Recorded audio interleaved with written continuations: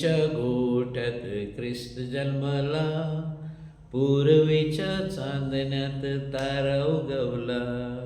गाईच्या गोठ्यात ख्रिस्त जन्मला, पूर्वेच्या चांदण्यात तारा उगवला. चला चला हो पाहू चला, बाळ येशूला पाहू चला. ख्रिस्त ठाई माझ्या प्रिय बंधू भगिनींनो, आज पवित्र देऊळ माता प्रगटीकरणाचा सण साजरा करत आहे.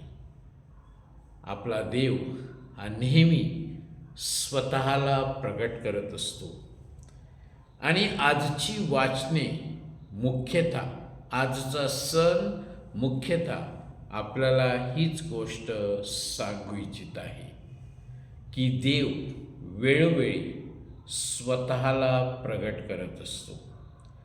आणि काही लोक देवाला ओळखतात, तर काही लोक देवाला ओळखत नाही. आणि येशू ख्रिस्त ह्या जगात एक नवीन प्रकाश घेऊन आलेला होता. आजच्या पहिल्या वाचनात आपण ऐकतो की यशाया संदेष्टा भाकीत करत होता की एक तारा उगवणार आहे आणि 3 राजे ह्या राजाच्या शोधात येणार आहे आणि ते 3 राजे सोनं, उंद आणि गंधरस घेऊन येणार आहेत त्या राजाला नमन करण्यासाठी. आता हे 3 राजे कोण होते? असं म्हणतात ते 3 राजे खगोल शास्त्रज्ञ होते आणि त्यांनी अंतराळात घडलेल्या घटना यांचा अभ्यास केलेला होता आणि त्यांना एक तारा दिसला होता. होय माझ्या प्रिय बंधू भगिनींनो, आजचं दुसरं वाचन जे संत पौलाने एफेसकरास लिहिलेल्या पत्रातून घेतलेलं आहे आणि ते वाचन आपल्याला सांगत आहे की देवाचा प्रकाश प्रकट झालेला आहे, देवाची कृपा आपल्यावर उतरलेली आहे आणि देवाचं बाळ आपणामध्ये आलेलं आहे, तारण आपल्यामध्ये प्रकट झालेलं आहे. आणि आजचं शुभवर्तमान आपल्याला 3 मागी राजाविषयी सांगत आहे. देव वेळोवेळी आपल्याला प्रकट होत असतो आणि त्या 3 राजांनी तारा बघितला, प्रकाश, लाईट, आणि ह्या ताऱ्याने त्यांना मार्गदर्शन केलं आणि हे 3 राजे येशू बाळाच्या शोधात आले होते. ते हेरोद राजाला सुद्धा भेटले, परंतु नंतर ताऱ्याने त्यांना मार्गदर्शन केलं आणि त्यांना येशू बाळ गव्हाणीत मरिया आणि जोसेफ ह्यांच्याजवळ भेटलं. होय माझ्या प्रिय बंधू भगिनींनो, आपल्या जीवनामध्ये प्रकाश किंवा लाईट फार महत्त्वाची आहे. ज्यांना देवाचा प्रकाश मिळतो त्यांच्या जीवनात उजेड असतो. आणि जेव्हा आपल्याला देव किंवा प्रकाश मिळतो, जेव्हा आपण देवाला ओळखतो, तेव्हा आपल्याला मार्ग सापडतो, जीवनात आनंद येतो. अशी सुंदर एक घटना आहे की मदर तेरेसा आणि त्यांच्या सिस्टरना मेलबर्नच्या बिशपनी सेवा करण्यासाठी तिकडे बोलावलेलं होतं.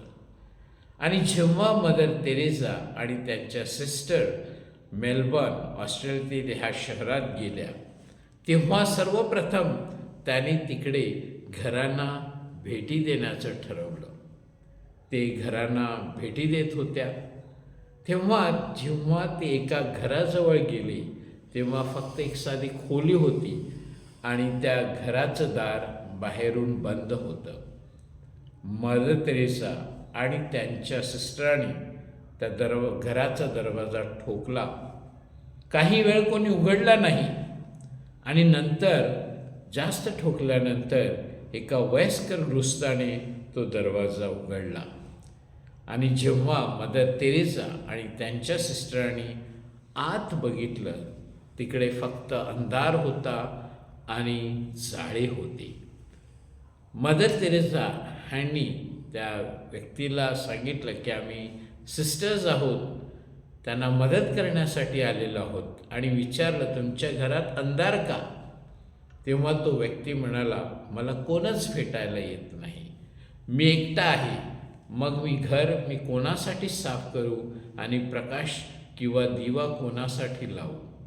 मदर तेरेसा ह्यांनी त्या व्यक्तीचं परमिशन घेतलं आणि मान्यता मिळाल्यानंतर त्यांनी त्यांचं घर साफ केलं. तेव्हा त्यांना एक सुंदर असा दिवा मिळाला. मदर तेरेसा ह्यांनी विचारलं की तुम्ही हा दिवा का लावत नाही? तो व्यक्ती म्हणाला, मी कोणासाठी लावू? तेव्हा मदर तेरेसा ह्यांच्या सिस्टरांनी सांगितलं, जर आमच्या 2 सिस्टर्स भगिनी तुला रोज भेटायला आल्या तर तू हा दिवा लावशील का? त्यांनी हो म्हटलं. मदर तेरेसा ह्यांच्या 2 सिस्टर रोज त्या व्यक्तीला भेटायला जाऊ लागल्या आणि तो दिवा लावत असे. मदर तेरेसा भारतात परत आल्या आणि त्यानंतर त्या व्यक्तीकडून मदर तेरेसा ह्यांना पत्र आलं, मदर, आता मला तुमची आणि माझी ओळख पटलेली आहे. आता तुमच्या सिस्टर मला नाही भेटायला आलं तरी चालेल, मी तो दिवा रोज लावीन, कारण ख्रिस्ताचा प्रकाश मला मिळालेला आहे, मला सापडलेला आहे. होय माझ्या प्रिय बंधू भगिनींनो, जी लोक अंधारात होती त्यांनी एक प्रकाश बघितला जो त्यांना मार्गदर्शन करत होता. आणि ख्रिस्त ह्या जगात आलेला होता जी लोक अंधारात होती त्यांना मार्गदर्शन करण्यासाठी, त्यांचं दुःख दूर करण्यासाठी, त्यांच्यामध्ये एक नवीन आशा उत्पन्न करण्यासाठी. होय माझ्या प्रिय बंधू भगिनींनो, जेव्हा आपण अडचणीत असतो, दुःखात असतो, तेव्हा देव आपल्या मदतीस धावून येत असतो. होय माझ्या प्रिय बंधू भगिनींनो, देव नेहमी आपल्याबरोबर आहे. आणि आजचा सोहळा आपल्याला तेच सांगत आहे की देव आपल्यापासून दूर नाही, देव आपल्यामध्ये आहे, देव आपल्याबरोबर आहे, परंतु आपण त्या देवाला ओळखलं पाहिजे. आणि जो कोणी देवाला ओळखतो त्याच्या जीवनात नेहमीच प्रकाश प्रकट होत असतो. तर आजच्या ह्या प्रगटीकरणाच्या सोहळ्याच्या दिवशी आपण आपल्यासाठी, स्वतःसाठी, सगळ्यांसाठी प्रार्थना करूया. ज्याप्रमाणे ह्या 3 राजांना, ह्या 3 मागी खगोल शास्त्रज्ञांना तारा दिसला आणि प्रकाश मिळाला, अगदी त्याचप्रमाणे आपल्या सर्वांनासुद्धा आपल्या दररोजच्या जीवनात येशू देव दिसावा, आपण त्याला ओळखावं आणि तो प्रकाश आपण सर्वांपर्यंत पोहोचावा. म्हणून आजच्या ह्या दिवशी आपण विशेष प्रार्थना करूया.